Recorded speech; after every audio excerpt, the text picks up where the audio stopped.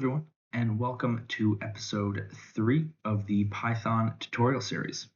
Today is a bit of a two-part tutorial where we're going to cover loops and conditionals. In this part, however, we're just going to stick to loops. So loops are good for repeating things in code. They'll go back and read it again and again and again until it's been fulfilled and do whatever you say with it.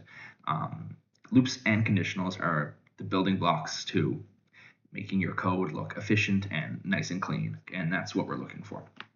So let's first learn about the for loop. This is a very important loop. We use this all the time in our coding class. So let's give an example. So this will be good for listing things. So say we want to create a list and we want it to print everything in that list. So let's start it with for. Makes sense for the name, for loop. For numbers in range. Let's do 1 to, let's do 10. Print num. So this will print all the numbers in this set. Very, very easy. Now, you're probably wondering, you have 1 to 10 here. Why doesn't it print 10? And it doesn't see 10 as an integer in this list. So to get a 10 list, a 10 numbered list, you have to just put 11, and you'll get your number 10 there. This one is pretty simple. Next, we're gonna learn about the while loop. This one's a fun one. So this loop will always keep running as long as a condition is true. So let's start out with setting a variable. So we'll go x is going to be equal to 0. So let's do while x is, let's do less than, let's say 10.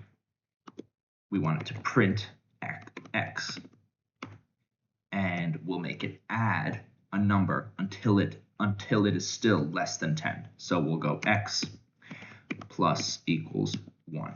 So now this should print all the numbers. Oh, we have an error here. Wonder what? Oh, forgot my colon. That's why. And gosh, my tab. That is why. All right, so now it printed 0 as well, because x starts at 0, and it is going to add one number to x as long as it's less than 10. So it's going to stop at 9, right? Because 9 is less than 10, and 10 is not less than 10.